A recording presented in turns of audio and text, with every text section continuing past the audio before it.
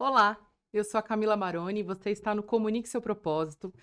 Hoje eu tenho duas pessoas muito queridas aqui, a Cris Beller, que é jornalista, minha parceira, me ajuda na parte de assessoria de imprensa também lá na Baronesa, e o Flávio Lettieri, que é mentor de líderes e acabou de escrever um livro sobre ansiedade, o mal do século. Então, fica com a gente que vai ter muita informação para você saber sobre comunicação, sobre propósito, sobre ansiedade.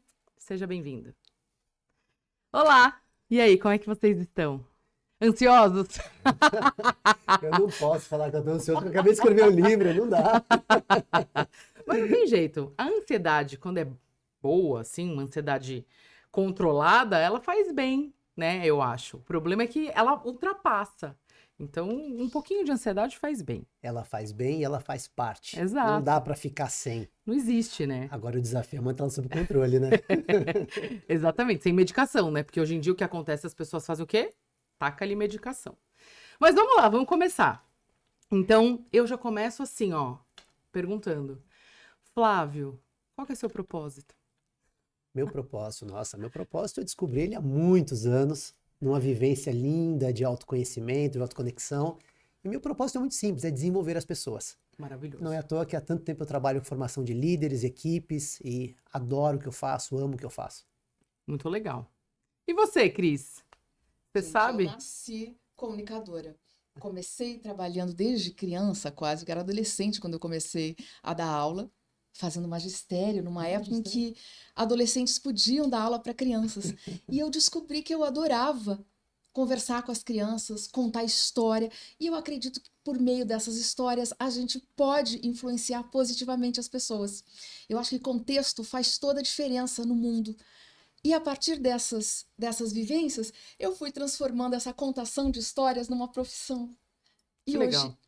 assim, não tenho como desvincular. Eu acho que jornalismo, comunicação, é contar boas histórias, é inspirar as pessoas, mas eu acredito em histórias verdadeiras. Não gosto de storytelling daquelas que são fabricadas, Ah, que também algumas não. marcas curtem, e assim, não é a minha praia. Eu gosto de coisas verdadeiras, porque eu acho que a gente consegue, a partir dali, se inspirar, se melhorar, modificar e modificar a sociedade como um todo, que é o que a gente tem que fazer por aqui, né? Exatamente. Não, e é isso, né? O storytelling, se você faz, se não é verdadeiro, não se sustenta.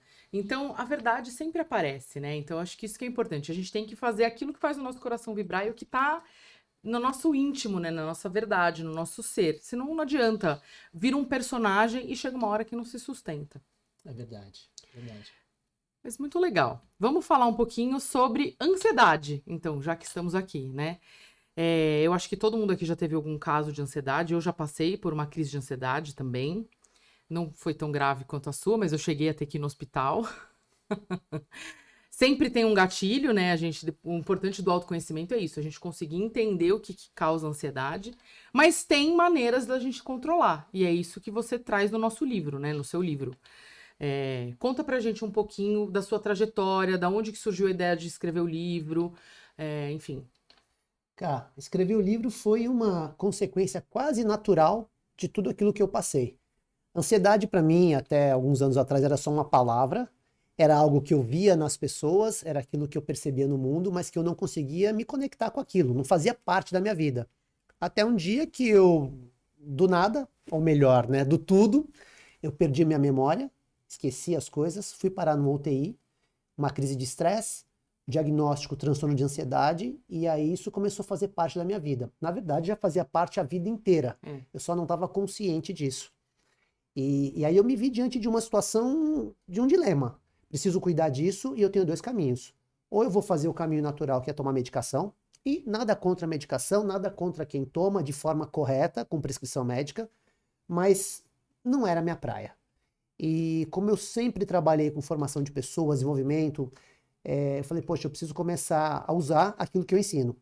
E eu me propus a ser a cobaia de mim mesmo, a trabalhar com algumas técnicas, com alguns métodos, para que eu pudesse tratar a minha ansiedade de uma forma 100% natural. E até o momento, eu estou conseguindo. E eu faço questão de frisar até o momento, porque um dos maiores medos que eu tenho é ter uma recaída. Como é que você faz um livro sobre ansiedade, sobre controle de ansiedade, daqui a pouco eu volto a ter uma recaída. Mas eu me cuido todos os dias. Isso aqui não tem cura, mas tem controle. Gente, mas não faz essa cara de triste, Eu- não. Não faz essa cara triste pra Eu mim, não. tomo Isso... remédio para ansiedade há 20 anos. Então, Ao ler, eu tive o privilégio de poder ler o livro do Flávio ainda no prelo, né? Que é quando ele está ainda para ser lançado. E eu testei algumas coisas que estão ali. Gente, é dificílimo porque exige força de vontade e persistência. Mudar um hábito exige 3 semanas, como 21 ele diz dias, né? ali. E eu testei. Funciona. E assim, e eu digo funciona com um misto de prazer e um pouco de raiva, porque assim, eu não tenho como tirar o remédio já, porque eu ainda não tenho coragem. Mas algumas coisas eu melhorei. E assim, se eu hoje consigo falar um pouco mais baixo, um pouco mais devagar, é porque eu também me sinto com uma vibração mais equilibrada. Porque senão eu falaria tudo rápido, que é o meu jeito de ser naturalmente. Eu sou no 220. eu também sou. E foi muito legal. Eu testei algumas coisas simples. Eu mudei hábitos que ele conseguiu fazer na vida dele. No livro, posso dar um spoiler? Pode, é isso que eu ia falar. Me Gente, dá uma dica. deixa eu te contar que algumas coisas, conta pra gente. Ele mudou 3 hábitos, tá? E ele me contou. Ele, assim, isso antes de me mostrar o livro, ele estava me contando que ele mudou 3 hábitos para testar. Então, que era o escovar o dente. Escovar os dentes com- mais devagar, com calma. bem mais devagar. Não ser aquele maluco que se... Não, Né? porque até machuca a gengiva, né? Machuca, a gente nem percebe, Não porque percebe. você tá no piloto automático, né? Quais são os outros? Comer devagar, comer devagar. Eu era aquele maluco que sentava para comer e era o primeiro a começar, o último a começar e às vezes o primeiro a terminar e não sentia a comida. Eu falei, não, vamos comer devagar. Agora, uma coisa que é importante, tá? Aliás, duas, Cris. Primeiro, que bom que você tá falando pra gente que o fato de ler o livro não fez você parar com a medicação. E não é essa a ideia. Isso tem que ser um processo realmente muito criterioso, né? E de muito médio e longo prazo. Agora, a questão é que até hoje eu preciso muitas vezes me policiar para falar, peraí, tô comendo do jeito que eu quero, tô aproveitando e às vezes sozinho ainda não consigo. Então ali do outro lado tem uma pessoa linda que tá ali, que vocês conhecem, que é a Adriana, minha esposa, e ela muitas vezes é a pessoa externa que fala assim, Flávio, ei, cadê a sua técnica, né? E ela me Porque a baixa a gente entra adrenalina. no piloto A automático, gente né? entra, Não tem claro. jeito. Por isso que eu falo, eu não tenho cura, não estou curado da ansiedade. Eu estou sob controle e preciso de ajuda muitas vezes, sabe? Essa disciplina, ela não vem do nada. Então, essa foi a segunda coisa, né? Primeira foi comer devagar, escovar os dentes devagar, ou como eu falo rápido também. A gente fica ansioso. Fala É claro, rápido, vai atropelando as palavras, Gente, né? vamos falar real, estou num podcast. Para quem está assistindo, parece que é tranquilo, mas aqui dentro, o coração Borboletas. as borboletas, que tá no livro, as borboletinhas. É. E o terceiro hábito foi exatamente ler mais devagar.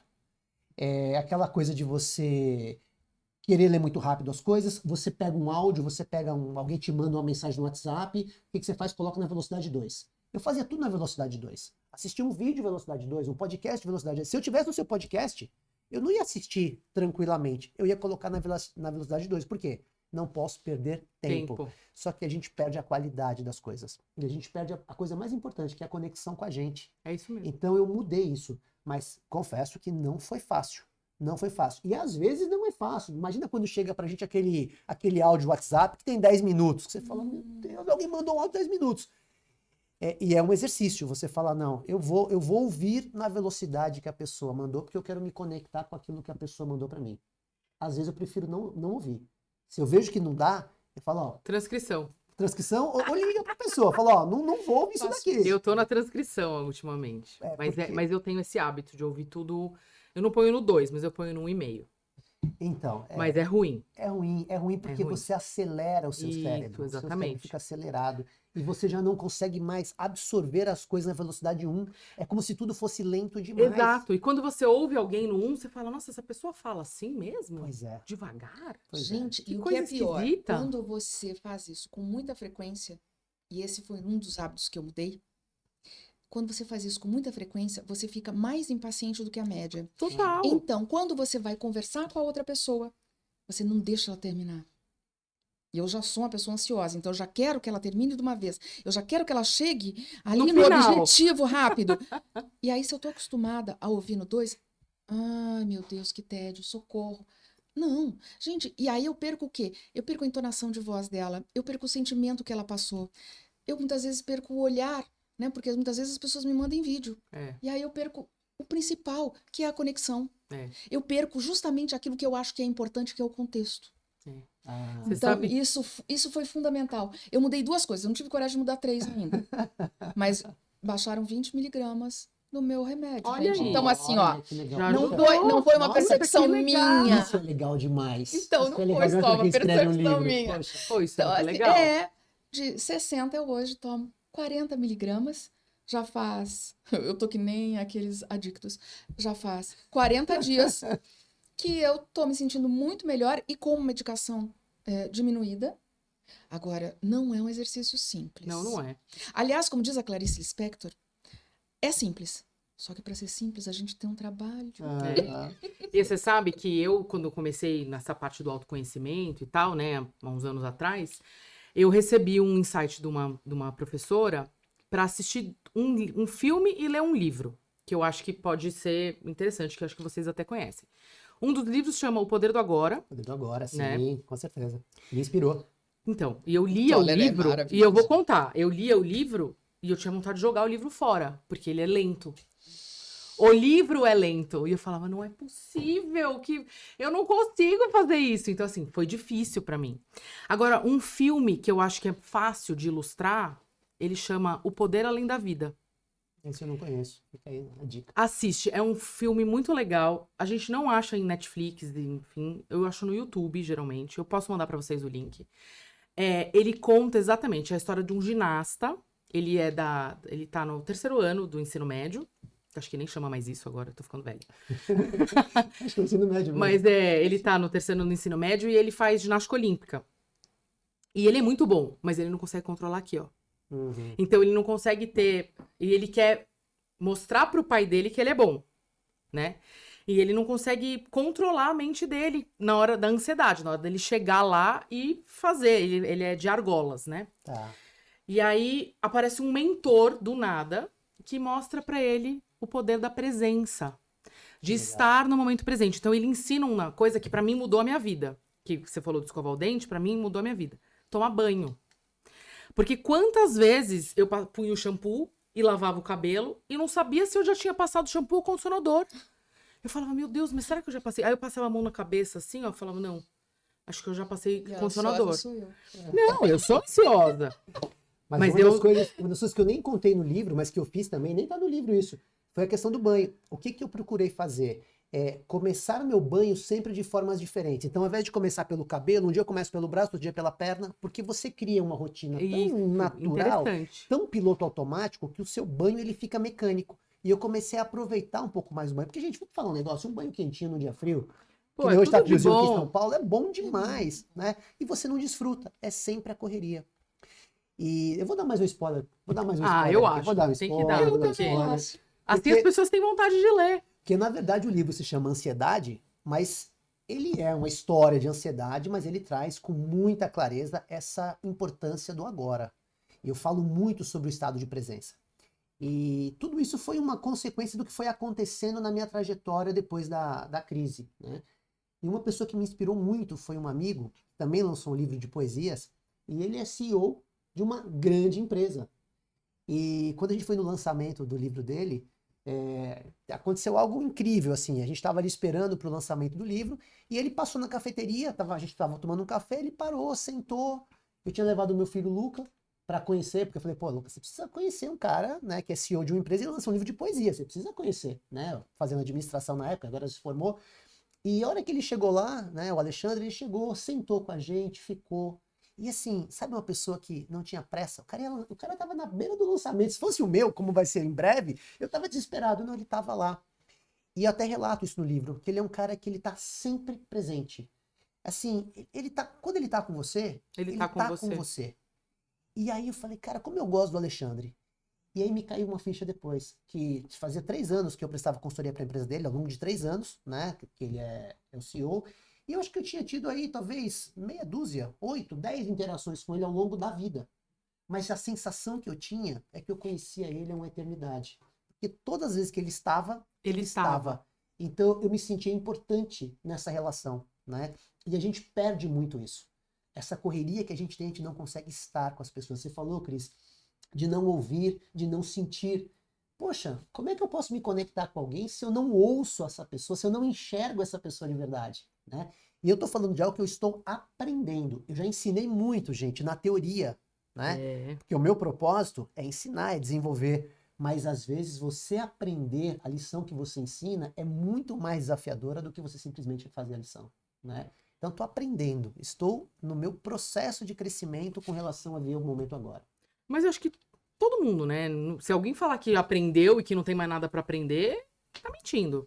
A pessoa não tá no processo de se autoconhecer, porque eu acho que todo mundo tá nesse processo de aprender a se olhar e entender o que faz sentido pra si e como ser uma pessoa melhor. Eu acho que esse Mas é que seria o às propósito. vezes não é tão simples. Não, não é. E aí eu vou relatar uma coisa muito íntima aqui. Eu sou amiga da Adri e do Flávio antes do livro, né? Nós fomos vizinhos durante muitos anos e a gente se encontrou várias vezes, a gente sempre conversou. Eu adoro o Luca, que fazia academia comigo no mesmo horário, inclusive.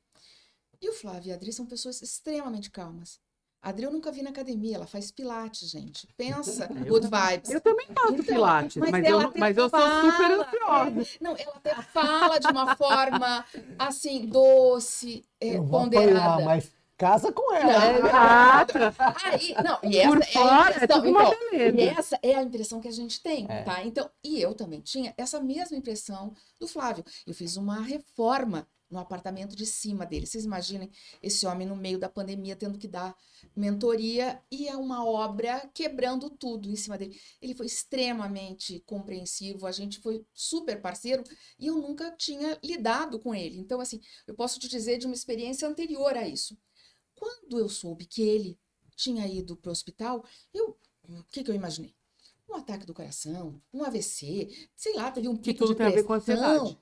E eu nunca que teria associado, porque conhecendo ele na prática, e eu vi ele em situações de estresse, não levantar a voz, imagina, gente, ele é mentor e ele dá aula em casa, e assim, e tinha uma britadeira em cima.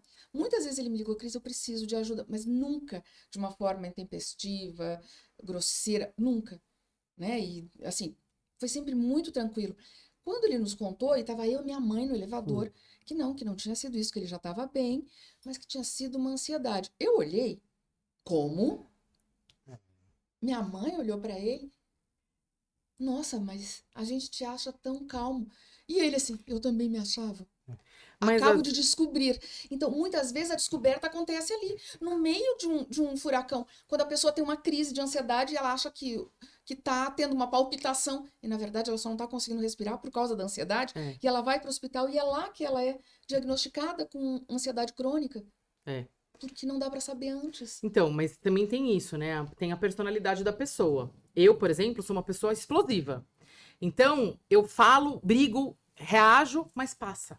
Às vezes tem gente que fica de forma calma, mas vai guardando, vai guardando. Aí chega uma hora que explode de um jeito, não sei se é seu caso, mas tem gente que é assim. Explode de um jeito que aí não consegue mais controlar, que daí acaba indo pro hospital. Eu, quando eu tive a crise de ansiedade, realmente, o meu gatilho foi uma questão judicial, que eu tive que responder um processo, e eu não conseguia mais respirar. Meu pai tem safena e mamária, então ele é cardiopata. E aí eu tava em casa, eu fazia assim, ó. Eu sentia meu braço formigar, meu coração. Falei, tô infartando. Falei, eu tenho quase 40 anos. É o momento, né? E eu peguei e fui dirigindo pro hospital. Fui sozinha. Falei, não, eu vou ter que ir. Na verdade, tinha uma amiga em casa e ela foi comigo, mas eu fui dirigindo. E aí eu cheguei lá e falei, olha, eu tô, acho que tendo E eu chorava, e ela falou, ó, eu acho que você tá tendo uma crise de ansiedade. A enfermeira falou na hora. Nossa. Aí ela falou, mas vamos fazer um eletrocardiograma, tal, não sei o quê. Ela falou, você tem que procurar um psiquiatra, tem que tomar medicação. Ela falou, eu vou te dar, fazia 28 dias que eu não dormia. Nossa. Porque É assim que as pessoas chegam, entendeu? É, Porque a é gente num não nível percebe assim- antes. porque eu E a deitava pessoa pra dormir e a minha extremamente cabeça não inteligente. parava. Então, fazia 28 dias que eu não dormia direito. E aí ela falou, eu vou te dar um remédio que você vai dormir. Vou te dar frontal. Ela falou, você tá sozinha? Eu falei, a minha amiga teve que ir embora, tal, eu tô sozinha. Aí liguei pra minha irmã foi de Uber. Ela falou, não, pode deixar, eu vou aí te buscar. Tomei o remédio, não deu nada. Eu voltei dirigindo pra É casa mesmo. e continuei não dormindo.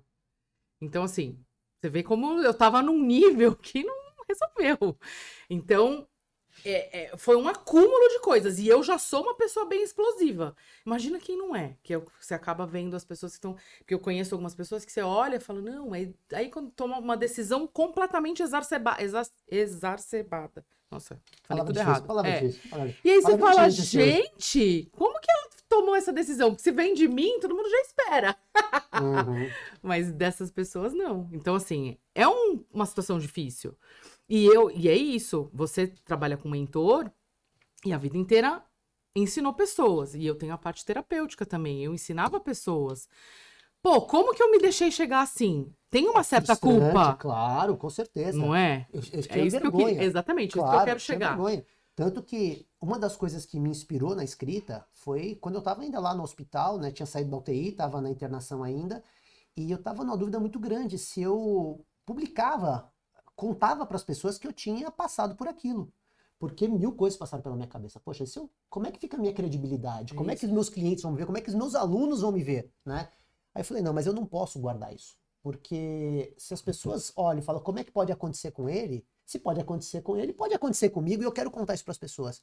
E aí, quando eu contei, aí eu tive muito apoio, foi muito Isso é muito legal. legal. Porque as pessoas falam, poxa, professor, que legal que você está compartilhando isso com a gente. Eu jamais poderia imaginar, né? E foi muito interessante isso, porque as pessoas que me conheciam de uma forma mais superficial tiveram a reação da Cristi, mas como assim, né? Agora, quem me conhecia no dia a dia, tipo a Adriana, meu filho, os familiares, demorou, né? Demorou. Então, se eu mesmo tivesse. Alguém me falasse, você vai ter uma crise de ansiedade, eu falasse, para, você tá de brincadeira comigo? Claro que não. Eu sou super contido, super tranquilo, consigo lidar bem com as minhas emoções e consigo mesmo. Então, assim, eu nunca dei um piti lá com você, porque realmente eu consigo trabalhar o meu emocional de uma forma legal. Só que isso não é suficiente Não é. quando você tá com os gatilhos acontecendo. Então eu falo muito no livro que a proposta do livro não é pegar alguém que já foi internado e falar, agora começa a respirar igual eu te ensino aqui, que você vai melhorar. Ou quem já está no limite, eu falo, vamos lá, escova os dentes mais devagar. Não, a minha intenção não é para quem já está com diagnóstico, é para quem ainda não percebeu e precisa cair a ficha e começar a se cuidar agora. Como é que a gente percebe antes de chegar nesse limite É. da exaustão? Como? Como é que a gente Leia o percebe? livro. Assim, mas existem alguns indícios. Você explica essa parte? Assim, porque as pessoas são diferentes, assim como você, eu, as percepções também são diferentes. Mesmo a gente se conhecendo ou achando que se conhece, vai parar no hospital achando que tem um ataque cardíaco. Vai parar no hospital achando que estava tudo bem, viajar um monte, trabalhar um monte. Eu sou uma pessoa que tem vários compromissos, está sempre trabalhando, atende todo mundo, não tem horário. E sempre de bom humor. Agora eu entendi, são 60 miligramas. Mas Eram. Agora é 40. diante de tudo que você falou, não precisa ninguém te contar que você tá na beira do surto. É. Você já contou. Você já contou. Você só não teve um surto porque você toma remédio. Você acabou de falar. Se você parasse para ouvir o que você disse, depois quando você ouviu o podcast, olha o que você está dizendo. Você está falando, eu tô ali. Tô na iminência de ter um piripaque.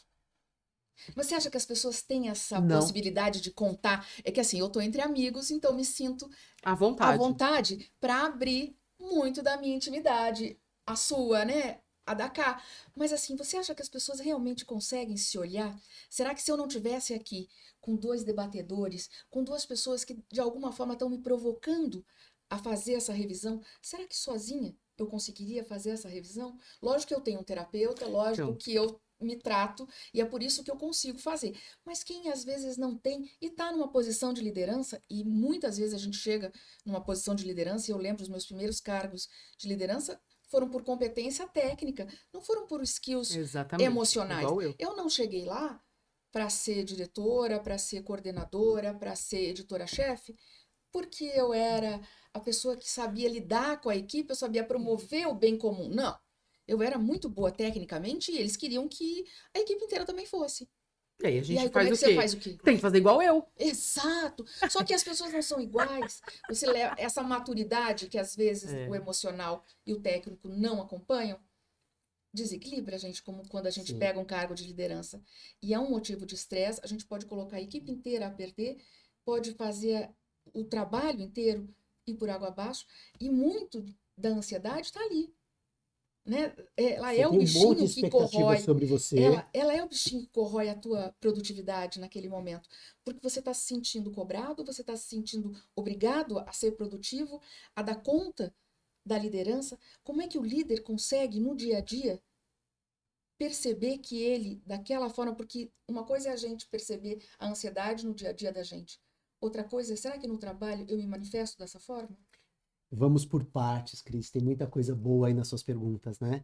Eu acho que a primeira questão é o seguinte: um líder que trabalhe 8 horas nesse estado de agitação, ele é muito menos produtivo do que aquele que trabalha 4 em estado de presença. Não é a quantidade de tempo que você Exatamente. passa com a sua equipe, é a qualidade do tempo que você trabalha com as pessoas. Porque se o líder ele tá ali na correria, ele não consegue ouvir, ele não consegue sentir É as isso. pessoas. E tá todo mundo com um turbilhão de emoção. E o líder ele precisa, acima de tudo, liderar é gerenciar emoções o tempo todo. Existe, claro, a parte técnica, natural, mas a gente não trabalha, a gente não produz só com a parte técnica. O nosso emocional conta muito. E liderar é você gerenciar emoções o tempo todo. Mas como é que eu posso gerenciar a emoção do outro se eu não consigo gerenciar a minha própria É emoção? isso. Agora, aonde que está o X da questão? Quando eu escrevi esse livro, eu fiz questão de contar assim de maneira extremamente verdadeira. A gente está falando sobre a verdade do propósito, né? De ser verdadeiro, porque você é de um jeito, a Kai é de outro jeito, as pessoas que estão nos assistindo são de outro jeito, mas quando você percebe que existe algo entre nós, que é o fato de sermos humanos, de sermos vulneráveis e cada um pelas suas razões, você começa a falar: peraí, isso pode acontecer comigo. O que eu preciso começar a olhar para mim? Então, o livro eu não quis trazer fórmulas prontas para você fazer o diagnóstico, mas eu quis falar: olha, para ler um pouquinho se isso aqui não pode acontecer com você também, do jeito que você vive a sua vida. E eu acho que a ficha cai. Caiu para você mesmo acelerada, caiu para você. Por quê? Porque você falou: Quero ler peraí, esse livro. é, vale a pena. Caiu e vai cair para as pessoas. Agora, vai cair para todo mundo? Não vai. Não vai. Por mais que eu fique frustrado com isso, não vai cair para todo mundo. Tem gente que vai ler como mais um livro e vai deixar encostado e não vai fazer uma prática. O livro, ele tem mais de 20 práticas disponíveis. É para fazer tudo? Claro que não. É para escolher aquilo que ressoa com você e falar: pô, isso aqui vai me ajudar. Vai curar? Também não, mas vai manter sob controle. As pessoas que lerem vão colocar em prática? Algumas, outras não. Porque mudar exige coragem. Mudar exige coragem. Sair da zona de conforto exige coragem. E as pessoas. Autoconhecimento exige É coragem. muita Eu falo que eu sou coragem. mentora de gente corajosa. Pode ter Porque certeza disso. quem busca autoconhecimento tem que ter muita coragem. Porque dói. Esse Não é livro é um fácil. livro sobre autoconhecimento. É isso E é aí. você se permitir realmente. Então, Porque quando você vê e fala assim: isso acontece com os outros, mas não vai acontecer comigo, você já perdeu o jogo. exato. Dançou, não vai rolar. Entendeu? Agora, eu diria que tem alguns níveis. Você tem aquele primeiro nível, que é a tomada de consciência, e isso é fundamental. Então, o livro ele te traz para a consciência. E o segundo nível, que é a tomada de decisão. Aí onde a coragem entra. Preciso mudar, né? Preciso mudar e vou mudar. E dar o primeiro passo. Esse dar o primeiro passo, colocar alguma coisa em ação é fundamental. Muito do que eu ensino aqui é fundamentado no poder do hábito. Não sei se vocês já chegaram a ler, mas esse livro é maravilhoso, é ótimo. né? Então, quando você pensa naquele hábito angular, que quando você mexe nele, ele movimenta toda a sua vida, isso aqui é uma proposta para isso, é criar pequenos hábitos que vão mudar a sua vida como um todo. Mas, de novo, adoraria que todos mudassem, mas eu sei que não vão. É. Né? Que pequeno hábito um líder, não necessariamente um CEO, mas um líder de equipe, um gerente de vendas, um diretor de escola, um professor, que tipo de hábito, entre esses 20, quais você elegeria, assim, por onde ele começa? A gente até contou, deu um spoiler do que a gente começou, mas assim, me dá mais um.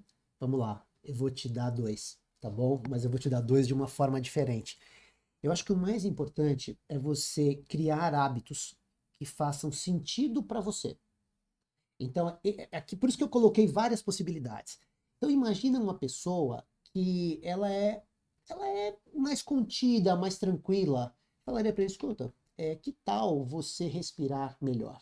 Eu falo muito sobre respiração consciente, né? A gente respira a vida inteira, mas não tem consciência. E quando você simplesmente para respirar de maneira mais calma, mais tranquila, você muda a vibração do teu cérebro, né? Então, para alguns eu diria: vamos começar a respirar? No livro eu te ensino como. Tem jeito de respirar, tá aqui, Tem. tá? Mas se Então eu falava, Flávio, não dá, respirar para mim não dá. Então vamos numa direção completamente oposta. Vamos trabalhar com scorecard. O que é scorecard? São cartões de validação aonde você vai marcando as vezes que você tem um comportamento que você julga ineficaz. Ou que você faça uma autoavaliação diária. E eu fiz muito isso. Isso é legal. Explica melhor. Os aceleradinhos. Quero saber mais. Então, olha que Isso legal. é muito legal. Os aceleradinhos gostam disso. Porque, respirar, não sei. Mas registrar ajuda muito. Eu faço todo dia respiração antes de dormir. Isso eu faço. Eu faço as práticas de 7 tempos Legal. e tal. Mas só antes de dormir, durante o dia. Legal. Mas é um desastre. Não, eu faço faço. 4 e durmo. Não dá Tá certo. bom, Mas pelo menos dorme. Seguida. Dorme. Acordo não, 2 horas não. depois, gente. Não, é um desastre. Me fala dos Mas vamos cards. lá, o scorecard, inclusive quando eu comecei o meu processo, porque isso aqui é fruto de um processo, né? Eu testei em mim, eu tentei respirar, mas eu comecei com o scorecard, porque eu não tinha condições de respirar com qualidade. Então o que eu fazia? Todo final do dia, eu simplesmente sentava e pensava, tá, de 0 a 10, qual a minha nota de ansiedade hoje? Tá, minha nota hoje foi 7. Qual foi o gatilho? Quais foram os principais gatilhos? Registrava? Tá. E o que eu aprendo com isso? Pá. Então, todos os dias eu comecei a fazer um Muito diário de ansiedade. O que acontece? À medida que você vai fazendo isso, você vai ficando mais consciente, não só dos seus gatilhos, mas do seu nível de ansiedade. E por que isso funciona? Porque você sai do piloto automático e o teu cérebro começa a entender o seu movimento. Por exemplo, né, esse é um exemplo que eu gosto muito de dar. Você pega uma mãe de família que é muito explosiva. Então a criança faz a bagunça, ela grita, ela explode. Só que, poxa, uma mãe, quando ela grita com o filho, ela não tá feliz. Ela não fica feliz de gritar com a criança chora. O que ela mais quer é conter isso. Como que ela pode fazer isso? Ela pode fazer um scorecard. Toda vez que ela grita, ela só vai lá e registra. E ela vai começar a ter um registro de quantas vezes por dia ela gritou com as crianças. É mágico isso. Vai passando a semana, vai reduzindo o número de registros. Porque você começa a ficar consciente. Você presta atenção, Você né? presta atenção. Você sai do piloto automático. Então o scorecard ele é muito poderoso para várias coisas. Gente, eu ensinava isso para líderes. Por exemplo, gente, você vai trabalhar o feedback com as pessoas, faça, depois do feedback que você dá, faça um registro de autoavaliação da qualidade do feedback que você deu. E você vai perceber que com isso, você vai melhorar o teu feedback. É natural, você vai se qualificando.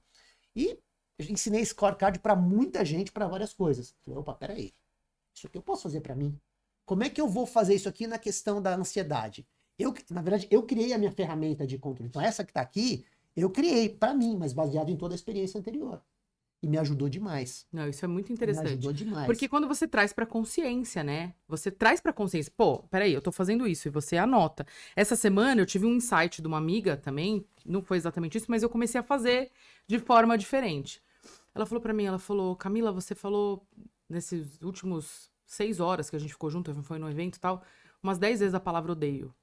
Olha que Ela legal. falou, cara, que feedback maravilhoso. é muito hein? pesado. Putz, que feedback show. Aí eu falei, nossa, sério? O que eu falei? Eu nem sei.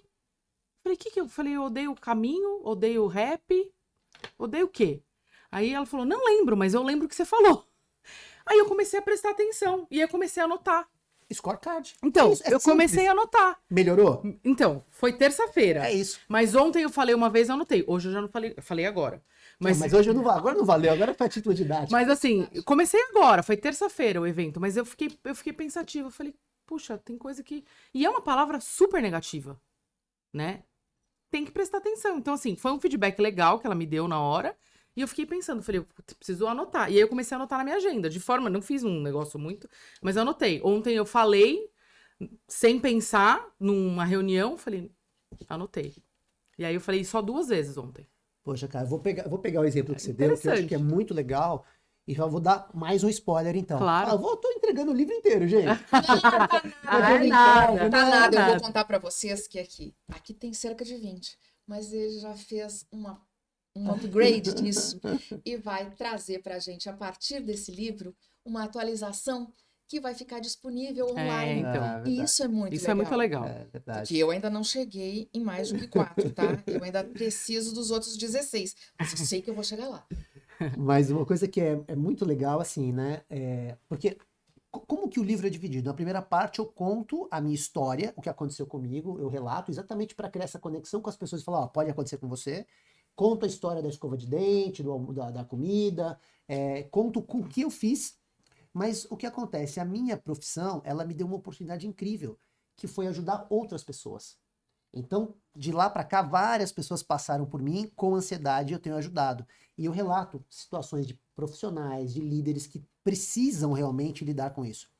E uma dessas situações, eu tive uma situação muito interessante que a pessoa, ela começou a fazer o scorecard, ela teve a evolução, mas ela não conseguiu chegar no nível que ela queria.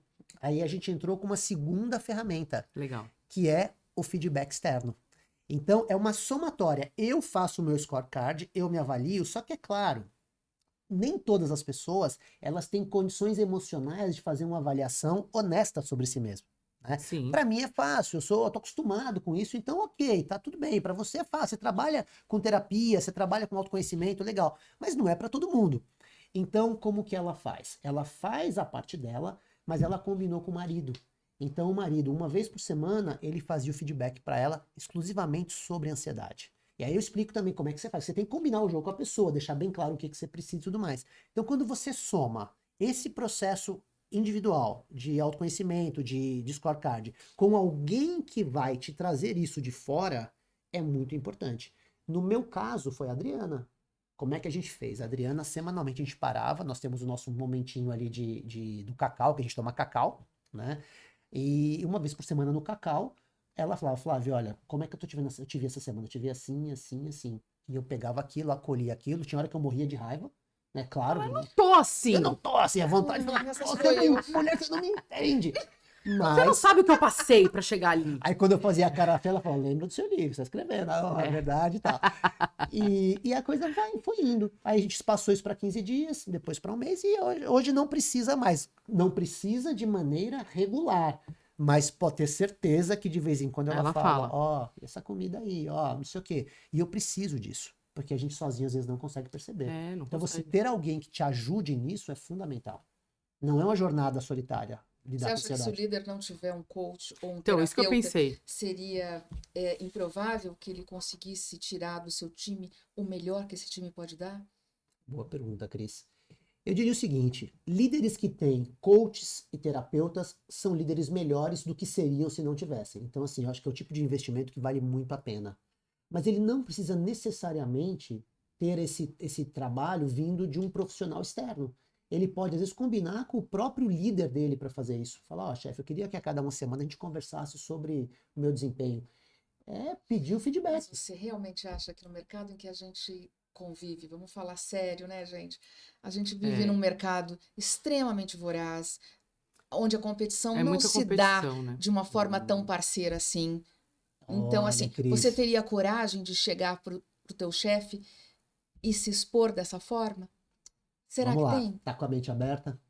Tá com a mente aberta? Tá com a mente aberta? Vamos lá. Eu tô fora Isso, do mercado de trabalho faz um tempo, mas eu tenho essa visão da crise. Não sei se é porque a gente trabalha muita isso, agência. isso não só é possível, como é uma estratégia muito interessante. Deixa eu contar Pô, para que vocês um legal. negócio. Eu tenho basicamente no meu trabalho, né? Eu tenho os meus cursos para líderes e eu tenho um curso que é voltado para as pessoas que querem chegar em cargos de liderança, quem quer ser promovido. Então eu ensino estratégias de promoção. E uma das estratégias que eu ensino é exatamente a estratégia do mentor, que é você chegar para alguém na empresa que está acima de você, que pode ser o teu chefe, que é o cara que mais periga te sabotar. Você chega para esse cara e fala: escuta, eu preciso de ajuda, eu quero crescer, eu quero ser igual você quando eu for gente grande, mas sozinho eu não consigo. Eu queria que você me ajudasse, que você me desse feedbacks específicos assim, assim, assim. Cria E você rapport, combina né? o jogo. Você cria rapport. E qual que é a visão disso? Lembra do Pequeno Príncipe? Tu te tornas eternamente Também responsável por quem por você aqui. cativa. Quando eu peço pro meu chefe cuidar de mim, ele vai cuidar de mim.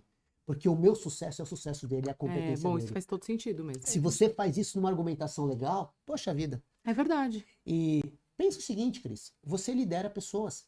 Se um funcionário seu chegar para você e falar, chefe, olha só, eu tô lidando com dificuldade, meu emocional tá abalado, eu preciso que você me dê uma atenção com relação a isso e tal. Essa pessoa escancara a vulnerabilidade para você. Você vai julgar ela incompetente ou competente? Eu sou mulher, é lógico que eu acolho. É. Sim, mas homens também acolhem, Cris. Homens também acolhem. É de forma diferente, De mas forma acolhe, diferente. sim. Porque você não vai negar a mão para quem te pede ajuda no ambiente profissional. Só que a nossa ilusão é que assim, se eu pedir ajuda, Eu sou eu vou fraco. tomar porrada, eu sou fraco. E gente, tem histórias lindas aqui, inclusive de empresários, donos de empresa, que aprenderam a ser vulnerável e a falar da vulnerabilidade e mudaram o jogo. Não só na relação com a equipe e com a empresa, mas na relação dele com ele. A Com vulnerabilidade ansiedade. é muito importante, né? Muito. Até pra gente que somos mulheres e sozinhas, eu estou falando até em relacionamento. A gente tem essa coisa do tipo, eu moro sozinha, eu pago minhas contas sozinha, banco sozinha, não preciso de ninguém. Mas o homem, ele gosta de... Aí é uma coisa homem e mulher, né? O homem, ele gosta de ter essa oportunidade de cuidar de alguém. Pra que ele quer uma mulher que não precisa dele? Que não se mostra vulnerável em algum momento. Do tipo assim, olha, por exemplo, carro. Aconteceu um problema com o pneu do meu carro. Primeira coisa que você vai ligar, eu ligo pro meu pai. Tá certo. Eu ligo no seguro que eu não sei trocar pneu. Então, eu ligo pro meu pai e falo, pai, o que eu faço? Aí ele fala, liga pra fulano, sabe? Você fica meio assim. Mas nessa hora eu já percebi isso. Quando você faz e você mostra pra um homem que você precisa dele, ele se sente importante. Então, eu acho que também tem isso a questão do líder. Tô falando isso porque o homem, na liderança, ele também gosta de se sentir importante, principalmente quando é uma mulher que tá por baixo se mostra vulnerável. Porque tem diferença. Homem e mulher tem diferença. Na forma como lida, de relacionamentos em geral, entendeu? E eu acho também que existe uma questão que, assim, as pessoas, todos nós somos movidos por querer estar com pessoas que são verdadeiras e transparentes. É isso. Se, por exemplo, eu tenho um colaborador, que ele não tá entregando, não tá fazendo o trabalho dele, é claro que eu percebo a vulnerabilidade, a incompetência. Eu percebo, é óbvio, tá ali. Só que ele não me falou nada. Então eu tô só aqui no meu julgamento. Existe uma desconexão. Quando ele chega para mim e pede ajuda, é diferente. É diferente. E, gente, as nossas vulnerabilidades, todo mundo percebe. Todo mundo percebe. Agora, quando você passa a assumir isso, as pessoas começam a ter empatia com você. Começam a ter compaixão. É isso. E nós somos seres compassivos na nossa essência. Se eu não acreditar nisso, eu paro de trabalhar. Não, eu acredito. Porque o ser humano é compassivo. A nossa essência é boa. É que a gente, às vezes, está numa guerra o tempo todo contra o mundo, querendo afirmar as nossas posições, competindo o tempo todo. Mas não precisa ser assim. E eu falo isso porque muito do que me aconteceu é porque o tempo todo eu queria provar que eu era melhor, eu queria provar que eu era capaz, que eu era competente, que dava conta de tudo, que não pedia ajuda. Então eu tô falando de alguma coisa que não é a teoria, mas é aquilo que eu aprendi na dor. E que as pessoas não precisam passar pela dor para aprender. Elas podem aprender com a experiência de quem já caiu. Eu caí, tô levantando. E você acha que agora com essa parte, falando de empresas, agora tem essa nova lei, né, que vai ter que entrar em vigor a NR1, isso vai ajudar as empresas, os líderes a pensarem nisso, ou as empresas terem ações específicas para isso, para burnout, que não deixa de ser um nível de ansiedade, enfim, ansiedade. Poxa, olha, e agora eu vou falar minha vulnerabilidade. Essa é aquelas perguntas para as quais eu digo, não sei. Não sei. Me preocupa. Porque quando você pega uma multinacional muito bem estruturada, o RH vai dar um jeito nisso, vai achar algumas ações, vai me contratar. É isso. Né? Vai contratar um profissional que vai lá, que vai fazer um workshop, uma vivência, vai registrar isso e ela tá beleza ali com o Ministério do Trabalho. Tá? Agora pensa naquela empresa ali de dono que tem 10 funcionários, aquele comerciante e tal. Como é que ele vai lidar com isso? E eu vou um pouco mais além. Você pensa que... Porque a empresa, na verdade, são as pessoas. Sim. Tem o coitadinho do líder que tá ali, que tá sofrendo, que tá ansioso, e eu vou falar para ele, agora você precisa cuidar da saúde mental dos seus funcionários. Caraca, mas ele não cuida nem da dele, como é que vai cuidar dos outros? Então, assim, eu acho que é extremamente importante, é necessário, é um choque cultural nas empresas que precisa, aliás, que demorou a acontecer. Mas esses primeiros anos, eles vão ser muito difíceis até a gente conseguir realmente equalizar tudo isso. Tanto que ela estava prevista para agora e foi adiada para o ano que vem. E foi adiada para o ano que vem sem mudanças significativas. Elas simplesmente empurraram, empurraram para o ano que vem, sem dizer como é que as empresas vão dar conta, como é que elas devem fazer isso e sem especificar por porte de empresa, por tipo de serviço. Né? Isso vai acabar caindo na mão da CIPA. Dentro daquelas semanas de segurança do trabalho, vai virar uma palestra Então, Só que isso não vai funcionar na prática. não vai funcionar na prática. Porque saúde mental não é uma coisa que você vai cuidar uma vez. A gente Exato. está provando que é um hábito, que precisa ser diário. Esse cuidado precisa ser diário. Agora, né? uma coisa eu entendo, Cris, que assim, a dica que eu dou para as empresas, tá? Continue treinando, capacitando as pessoas, capacitando as lideranças, mas toda capacitação de líder hoje, ela precisa ter um olhar para a saúde mental. A empresa que continuar treinando equipes de vendas só para vender, líderes de vendas só para cobrar resultado, vai dar com os burros na água, porque a saúde mental ela vai estar na pauta. Então acho que todo o processo hoje de desenvolvimento de liderança, ele vai ter que ter esse olhar. E não é difícil, tá? Porque como é que você trabalha a saúde mental de um colaborador? Estando presente, estando conectado, tendo esse estado de presença, gerenciando as coisas a partir da relação humana e não da relação numérica. Então, se não tiver esse olhar, eu acho que as empresas vão ter problemas sérios em breve com relação a isso. Faz sentido para vocês, não? Faz. Faz, e eu Faz fico me e- perguntando é. como é que as isso. empresas mais modernas, as digitais, Como que vai que fazer? sequer têm o contato. Eu trabalho com várias empresas, né? E muitas vezes, eu diria que a maioria das vezes, eu não tenho contato físico com ninguém. O contato é todo por WhatsApp, WhatsApp. por Zoom, então assim, é cada vez mais espaçado o convívio. Um momento como esse é muito generoso, mas é muito raro. E cada vez mais raro. Então, eu fico imaginando como é que essas empresas novas, essas startups que estão ali lutando para sobreviver, ou mesmo as empresas que saíram de uma época de Covid com muitas dívidas, tendo que se reestruturar, pensando em concorrer com esse mercado digital que está aí enorme, como é que elas vão dar conta dessa imensa dicotomia, né? Porque você tem que concorrer no mercado competitivo que está ali correndo com TICs, né? Teoria de informação e comunicação, correndo aquela agilidade obrigatória, e ao mesmo tempo você tem que parar e refletir de como é que você vai transformar essas questões Sim. numa questão de equilíbrio, né? De paridade ali, como é que você traz toda a equipe para um mesmo nível de equilíbrio mental, né? De produtividade com bem-estar. Cris, talvez eu seja romântico, ingênuo, mas eu vou te dizer o seguinte: é óbvio que o líder ele tem que estar perto da equipe, tá? Estar perto é fundamental. Só que tem líder que senta na mesa ao lado, o cara tá senta longe. ao lado e tá longe. E tem líder que lidera uma pessoa do outro lado do mundo e tá perto. Então eu acho que não é a questão do presencial, do digital. É a forma como se constrói a relação. Eu não preciso estar do seu lado para te perguntar se você tá bem. Eu não preciso estar do lado da cá para querer saber como é que foi a experiência que ela teve em tal situação. Porque se existe conexão, É isso. existe o se importar.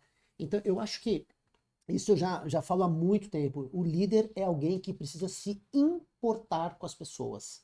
E eu não preciso sentar na mesa do lado para me importar com as pessoas. E para mim foi muito simbólico colocar o Alexandre no meu livro, falar dele. Porque, como eu disse, gente, meia dúzia de interações, mas eu tinha a sensação que esse cara se importava comigo. Vocês vão conhecê-lo no lançamento. Ele já me falou que ele vai. Falei, Alexandre, você tem que estar, porque você é personagem do livro. Falei, não, faço questão. Ele, inclusive, foi um dos que me incentivou muito a escrever, né? E vocês vão ver. Você olha pra ele, tem uma cara de tranquilidade, de boa. Você olha e fala assim, nossa, ele é presidente de empresa? Ele é presidente de empresa, né? A empresa que ele comandava o faturamento de 2 bilhões. E ele era o comandante do negócio, né? Então, olha só, né? Presença. É presença. Eu, por exemplo, na minha equipe lá na Baronesa, a gente não tem escritório físico, né? Mas eu mando mensagem sempre. Eu tenho a minha assistente Abigail, e aí hoje mesmo ela falou: eu não tô me sentindo legal. Eu falei, vai no médico, vai fazer alguma coisa. Porque você tem, eu não tô assim, é menopausa, não sei o quê, porque ela é mais. Já tá na parte da menopausa. Eu não sei. Eu falei, então vai descobrir. Falei, porque não dá pra cuidar do hormônio. Se você tá com os hormônios tudo desregulado, não consegue trabalhar. Não adianta. Não adianta.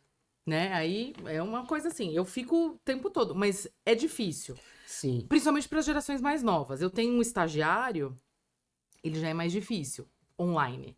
Então a gente tem que sempre fazer reunião com ele, tem que ligar, tem que puxar. Ele vai bem, mas porque ele é mais velho, ele tem 28 anos como estagiário. Ele não é um estagiário de 20, né? Porque eu acho que a gente tem essa questão aí das gerações, mas eu acho que dá. Mas olha só que legal, né, a gente pensar nisso. Você chega pro teu estagiário e você fala pra ele, fulano, você tá bem? Ah, beleza. Você fala, nossa, meu, beleza. Mas pra ele, o fato de você se importar Sim. tem significado. Então não é da forma como o outro responde, é da forma como você se coloca à disposição pra ouvir. Né? Ele teve um problema de sinusite, sei lá, um pouco antes do feriado. Falei pra ele, você tá bem? Ah, não tô me sentindo muito legal e tal. Eu falei, não precisa trabalhar hoje. Descansa, tá tudo bem. Tipo, vai no médico, tá? Aí no dia seguinte ele também não tava legal. Falei, não melhorou? Não, não melhorei. Falei, então fica aí. Meu, com sinusite você tem uma dor de cabeça, você não consegue raciocinar. É verdade. É verdade. Mas não é todo mundo que faz isso. Tipo, porque no dia seguinte, ele consegue trabalhar mais 2, 3 horas e resolver o que ele tem pra fazer. Porque eu acho que é isso. A pessoa tem que trabalhar com qualidade, não com tempo. Tipo, sentar lá, porque eu já cansei de ser funcionário de lugar, que eu tinha que sentar e ficar lá 10 horas e tinha dia que eu não tinha nada pra fazer. Dá vontade de se matar. Como é que a saúde mental aguenta numa situação dessa, né? Não, exatamente. Pede demissão, faz que nem eu. Foi o que eu fiz, pedir demissão. Eu consigo ficar no máximo 2 anos numa situação como essa e mesmo assim é com muita terapia. Eu fui parar Então, no médico por isso, porque assim não dá. Eu não foi sirvo assim. para Aí ser por isso que eu CLT decidi para ser. cumprir horário Eu ao também invés não. de cumprir propósitos Eu e também não. trabalhar de forma adequada, né? Agora, gente, isso que eu tô falando é fácil? Não, não Não é é. fácil, não é fácil. É, porque pode parecer simplista demais. Então, é uma coisa que é um perigo, né? É você querer dar solução simplista para problemas complexos. Cuidado com a saúde mental nas empresas é um problema complexo e tem que ser tratado dessa forma. Agora, se não houver um movimento, não adianta. Então, eu diria que assim, né? Do ponto de vista individual, eu preciso começar a olhar para mim. Autoconhecimento. Essa é a fórmula, o autoconhecimento.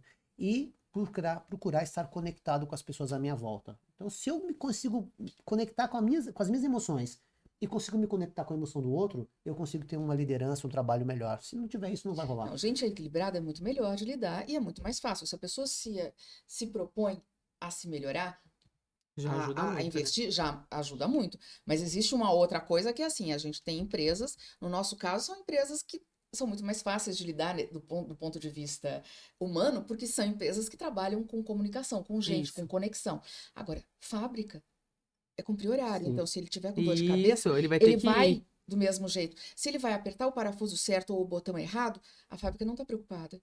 Né? É. O imigrante que está lá em Portugal, eu acompanho um monte de imigrantes, né? O Brasil teve uma leva enorme de gente saindo, né? E aí você vê que eles estão lá cumprindo horário, né? É isso. Muitas vezes com subempregos, mas ou com empregos realmente grandes, né? Em grande tempo de horário e cansativos, né? Será que eles se preocupam? Será que eles têm tempo para isso?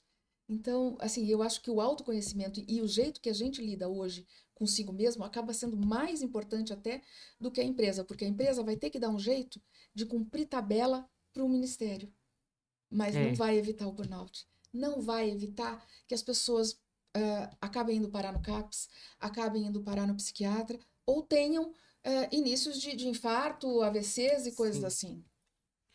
assim. É um tema que a gente pode ficar aqui falando pra sempre, né? Com certeza. Mas o nosso tempo tá acabando. Oh, Infelizmente, porque tem sido. Foi uma discussão bem legal. Eu acho que. Eu gosto do podcast por causa disso, porque a gente consegue falar sobre tudo. Não tem uma coisa muito fechada. Eu gosto de deixar meio aberto.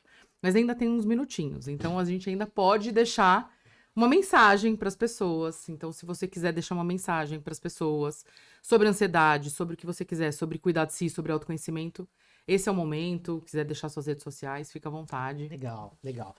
Então vamos lá, redes sociais, Instagram, @Letieriflávio, Letieri com 2 T's.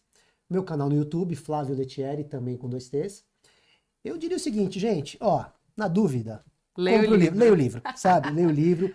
Aí eu vou fazer na próxima semana, eu vou fazer um evento online, então quem quiser assistir, vai ser no próximo dia 21, eu tô ficando 21, às 8 horas da noite, e vou deixar gravado também, para quem quiser assistir, vai ficar no YouTube depois.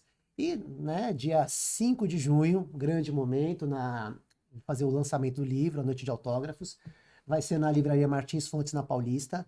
E então vai ser um privilégio muito grande. Vocês, claro, eu sei que vocês vão estar comigo, mas quem estiver nos assistindo também, né, sejam muito bem-vindos. Mas eu diria o seguinte, não só compre o livro, compre, leia em estado de presença, né, estar presente realmente. Inclusive, quando eu fiz No comecinho eu falo, olha, eu vou escrever esse livro totalmente em estado de presença.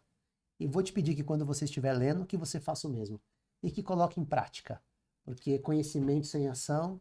a gente Obesidade se perde. mental. Exatamente. Obesidade, eu gostei. Mas é Gostei. verdade. Tem Mas que praticar. Mas queria agradecer muito, muito, adorei o papo, achei que foi muito legal, fiquei muito à Que vontade. bom. Tava nervoso, confesso, né? A gente se Normal. sente vulnerável, mas foi muito legal, me senti muito acolhido, agradeço o trabalho de vocês comigo também, né?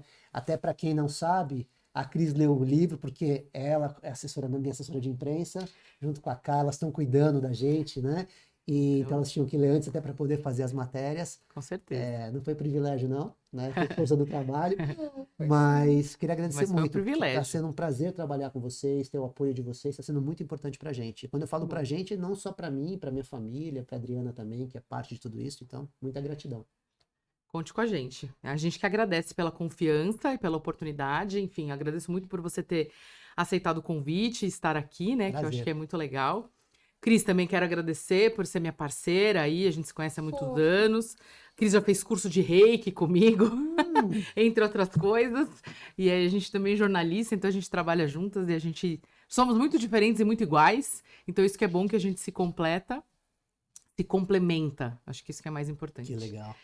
E se você quiser deixar uma mensagem para as pessoas, principalmente de comunicação ou de ansiedade, fala da sua vida um pouco. Eu acho que eu não tenho muito para falar da minha vida, mas eu tenho uma mensagem que é bem bacana, que é assim, ó. Se você tá na dúvida se vale a pena ler o livro ou não, passa lá no dia 5, vai ser na Martins Fontes, da Paulista. No mínimo, é um passeio muito legal. Muito legal. Dá para dar uma folhada no livro, dá para dar uma conversada com o Flávio. Gente, essa é uma oportunidade que poucas pessoas têm. O Flávio a gente não contou muito aqui, mas o Flávio é um coach de líderes, uma pessoa acostumada a trabalhar com grandes executivos, com empresas e multinacionais. Então, ter a oportunidade de conversar com ele pessoalmente e poder tirar um pouquinho dessas informações é ganhar muito conhecimento. Então, assim, vai ser um prazer ter essas pessoas lá e ver que dá para impactar as pessoas na prática com coisas simples. Obrigado, Cris. Obrigado. Então, nos vemos lá. Nos vemos lá, gente. Até breve. Obrigada por ter acompanhado. Siga a gente nas redes sociais, compartilhe, divulguem e nos vemos no lançamento.